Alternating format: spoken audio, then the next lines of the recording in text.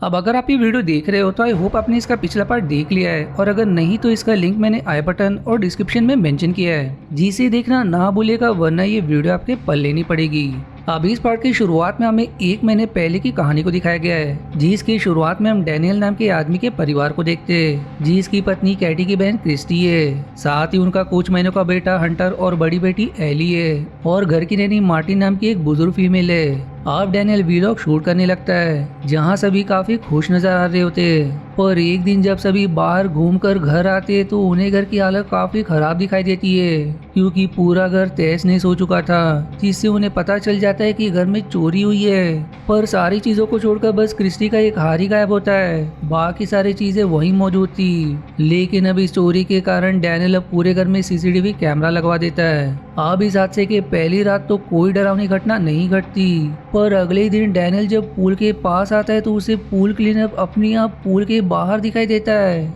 जिस पर वो उतना ध्यान नहीं देता। इधर एली हंटर का वीडियो बना रही होती है, तभी उसे मार्टिन घर में झाड़ फूक करते हुए दिखाई देती है। साथ ही जब क्रिस्टी हंटर को उसके झूले से उठाती है तो झूला अपने आप ही नीचे गिर जाता है, लेकिन इस पर भी वो ज्यादा ध्यान नहीं देती। वहीं एली मार्टिन के पास जाकर उससे झाड़ फूक के बारे में सवाल करती है, जिस पर मार्टिन कहती कि हमें ये सब जरूर करना चाहिए। अगर घर में कोई शैतान आत्मा होगी तो वो हमें नुकसान नहीं पहुंचा सकेगी। जो सुनकर एली को अजीब लगता है। अब अगले दिन सभी से मिलने कैटी और मिका आते, जिन्हें देखकर क्रिस्टी और बाकी खुश हो जाते। वहीं जब क्रिस्टी हंटर को लेकर उसके कमरे में जाती है तो उसी वहाँ किसी के होने का आभास हो जाता है, पर जब वो खिड़की के बाहर देखते तो वहाँ कोई नहीं होता। लेकिन जब वो कमरे के बाहर आते तो हंटर के बेड के ऊपर लगे खिलौना अपने आप ही घूमने लगता है, पर क्रिस्टी के अंदर आते ही वो एकदम से रुक जाता है। अब रात को हंटर अपने बेड पर ही खड़े सीलिंग की तरफ काफी गौर से देख रहा होता है, मानो वहाँ कोई हो जो हंटर से बात करना चाहता हो।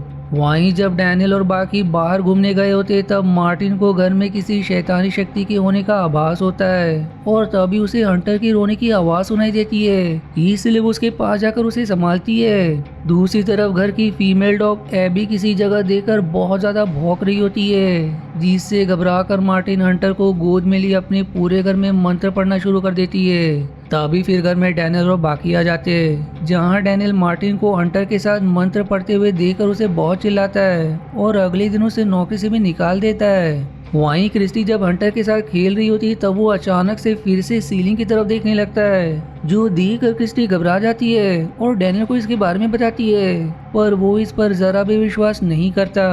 अब रात को हंटर करीब 2:30 बजे के आसपास अपनी आप ही बहुत ज्यादा रोने लगता है, इसलिए क्रिस्टी आकर उसे संभालती है। तभी फिर उसे खिड़की के बाहर से कुछ अजीब आवाजें सुनाई देती है, पर जब वो चेक करने जाती है तो वहाँ कोई नहीं होता। लेकिन जैसे ही क्रिस्टी हंटर को उसके बेड पर रखती है तभी एक पक्षी खिड़की से टकराकर मारा जाता है, जिसे देखकर क्रिस्टी एकदम घबरा जाती है। और अगले दिन फिर डैनियल उस पक्षी को बैग में डालकर कचरे के साथ फेंक देता है। अब रात को क्रिस्टी जब किचन में होती है तभी अचानक से वहीं लटके हुए पैन अपने आप ही नीचे गिर जाते हैं, जिसे देखकर वो एकदम घबरा जाती है और घबराते हुए अपने कमरे की तरफ भागती है। पर इसी तरह अगली रात भी भूतिया घटना कम नहीं होती, क्योंकि अगली रात करीब 1 बजे के आसपास अचानक ही स्टोव के बर्नर में आग लगना शुरू हो जाती है। पर भाग्य से सही समय पर वहाँ डैनियल आ जाता है, जो बर्नर को पूल में डालकर उसकी आग बुझा देता है, जिससे बड़ी दुर्घटना होने से टल जाती है। अब इन घटनाओं से परेशान होकर अगले दिन क्रिस्टियन डैनियल से कहती है कि मुझे इस घर में कुछ गड़बड़ी का आभास हो रहा है।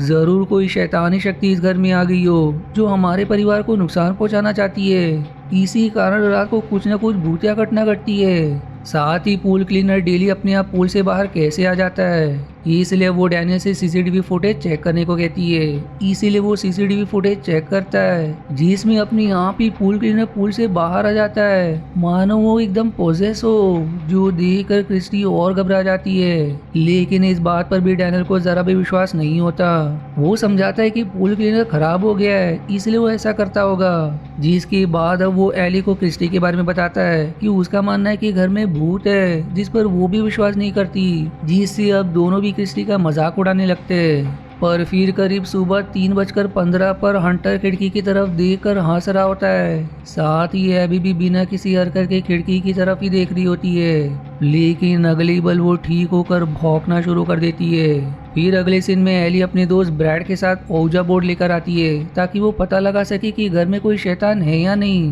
पर ये सब वो बस मजे के लिए कर रहे होते,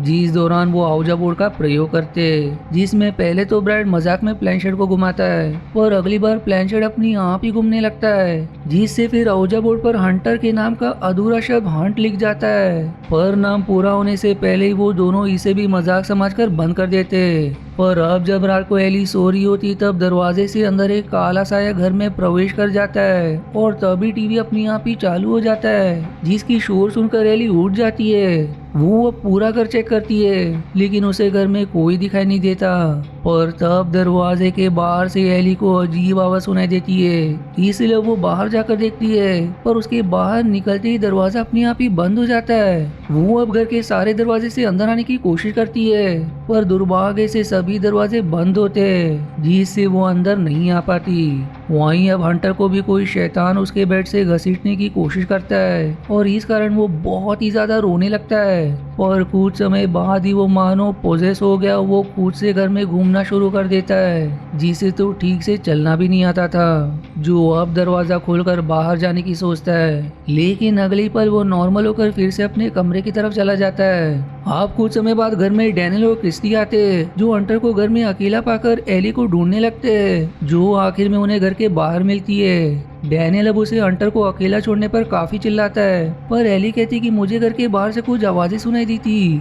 जिसे चेक करने में जैसे ही घर के बाहर गई किसी ने दरवाजा बंद कर दिया। अब तो मुझे भी लग रहा है कि यह घर भूतिया है, हमें यहाँ से चले जाना चाहिए, लेकिन डैनियल को अभी इन बातों पर विश्वास नहीं होता, जिस पर अब एली अपनी बात को सच साबित करने के लिए अगले दिन ब्रैड के साथ मिलकर इंटरनेट पर शैतानों के बारे में जानकारी निकालने लगती है, जिससे उन्हें पता चलता है कि अगर कोई इंसान शैतान से सौदा करे और शैतान को उसका इनाम ना दे तो वो शैतान उस परिवार के नए जन्मे बेटे की आत्मा का शिकार करता है, और ये शैतान उस घर में तब तक रहेगा जब तक वो बच्चे की आत्मा को ना ले जाए। जो पढ़कर एली एकदम हैरान हो जाती है, क्योंकि 1930 से लेकर अब तक क्रिस्टी अपने परिवार की एक ऐसी फीमेल है जिसने बेटे को जन्म दिया है, इसलिए वो शैतान हंटर के पीछे पड़ा है, जो सब जानकर वो घबरा जाती है, और डैनियल को भरोसा दिलाने के लिए वो दरवाजे की अपने आप बंद होने वाली सीसीटीवी फुटेज दिखाती है, लेकिन तब भी वो उस पर विश्वास ना करते हुए कहता है कि ये बस हवा से बंद हुआ होगा। पर अब रात होने पर फिर से एली को नीचे कमरे से कुछ आवाजें सुनाई देती है, इसलिए वो अपने कमरे से बाहर निकलकर आवाज का पीछा करती है, और अब जैसे वो नीचे वाले कमरे के पास आकर वहाँ की लाइट चालू करती है, वहाँ रखा सारा खिलौना अपने आप ही चलना शुरू कर देते हैं, जो देखकर एली तुरंत अपने कमरे की तरफ भागती है। अब अगले दिन एली क्रिस्टी को भी कल रात हुई दुर्घटना के बारे में बताती है, जो सुनकर वो भी एकदम दंग रह जाती है। इसलिए वो कैटी से मिलकर उससे कहती है कि मुझे लगता है कि शायद जो शैतान हमें बचपन में दिखाई देता था वही शैतान इस घर में आ गया है, पर कैटी कहती है कि मैंने उसे बुला दिया है, मैं फिर से इस बारे में बात नहीं करना चाहती। पर अब जब क्रिस्टी किचन में बैठी होती है तभी अचानक से सारे ड्रॉवर्स अपनी आप ही खुल जाते हैं, जिसे देखकर वो बहुत ज्यादा घबरा जाती है और भागते हुए फिर अपने कमरे की तरफ जाती है। फिर उसी रात में एबी को नीचे से कुछ आवाजें सुनाई देती है, इसलिए वो चेक करने फिर से नीचे आती है, तभी फिर अचानक उसे कोई दिखाई देता है, जिसे देखकर वो भौंकने लगती है, और वो अदृश्य शक्ति एबी पर हमला करके उसे घायल कर देती है, और फिर उसकी चीखें सुनकर डैनियल और बाकी नीचे आते हैं, जहाँ एबी घायल अवस्था में पड़ी होती है। इसलिए अब एली और डैनियल तुरंत उसे हॉस्पिटल ले जाते,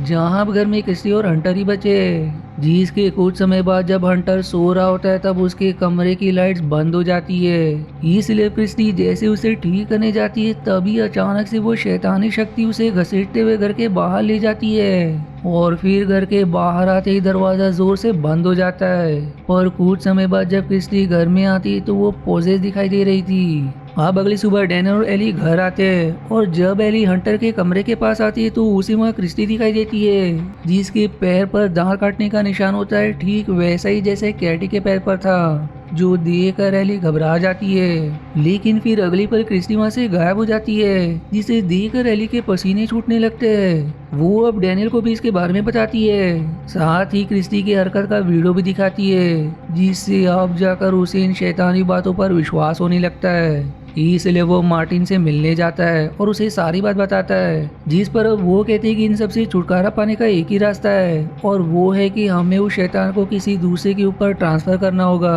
पर वो इंसान क्रिस्टी के परिवार में से ही होना चाहिए। जिस पर डैनियल मान जाता है और अब घर आकर एली से कहता है कि मैं अपनी पत्नी और बेटी की भलाई के लिए उस शैतान को कैटी के ऊपर ट्रांसफर करने वाला हूँ। यानी कि इसी कारण पहले पार्ट में वो शैतान अचानक से कैटी को परेशान करने लगा था। एली अब उसे ऐसा करने से मना भी करती है, लेकिन वो नहीं सुनता और तभी घर की लाइट भी चली जाती है। इसलिए अब डैनियल हंटर और क्रिस्टी को नाइट विजन कैमरा से ढूंढने लगता है, जहां हंटर उसे मिल तो जाता है और अब क्रिस्टी शैतान बनकर डैनियल पर हमला करने उसकी तरफ बढ़ती है, लेकिन वो क्रॉस दिखाकर उसे नियंत्रण में कर लेता है। अब डैनियल मार्टिन के कहे अनुसार कैटी की 13 साल वाली फोटो को जलाकर शैतान को उसकी तरफ कर देता है, जिसके बाद हम कैटी को देखते हैं जो अपने नए घर आती है और ये पैरानॉर्मल एक्टिविटी 1 की शुरुआत वाला सीन होता है, जिसके बाद हमें बताया जाता है कि 8 अक्टूबर को कैटी मिका को मारकर घर से चली गई थी, पर 9 अक्टूबर को वो डैनियल के घर आती है और सबसे पहले डैनियल को मारने के बाद क्रिस्टी को भी मार देती है, जिसके बाद वो हंटर को उठाकर अपने साथ ले जाती है। अब हमें बताया जाता है कि एली 12 अक्टूबर को जब स्कूल ट्रिप से घर आई तो उसे घर में क्रिस्टी और डैनियल का शव मिला, पर कैटी और हंटर का अब तक कोई पता नहीं चल सका। और इसी जानकारी के साथ ये पार्ट यहीं समाप्त हो जाती है। अब अगर आपको इसके आगे का भी पार्ट देखना है तो इसका लिंक आपको आई बटन या डिस्क्रिप्शन में मिल जाएगा, जिसे ज़रूर देखिएगा क्योंकि इसके आगे के पार्ट और भी ज़बरदस्त है। तो मिलते हैं इसके अगले पार्ट के एक्सप्लेनेशन पर, तब तक के लिए धन्यवाद। आशा है आपको मेरी एक्सप्लेनेशन पसंद आई। यदि हाँ तो प्लीज वीडियो को लाइक करना और चैनल को सब्सक्राइब करके सपोर्ट करना ना भूलें। मिलते हैं अगले एक्सप्लेनेशन वीडियो में, तब तक के लिए धन्यवाद दोस्तों।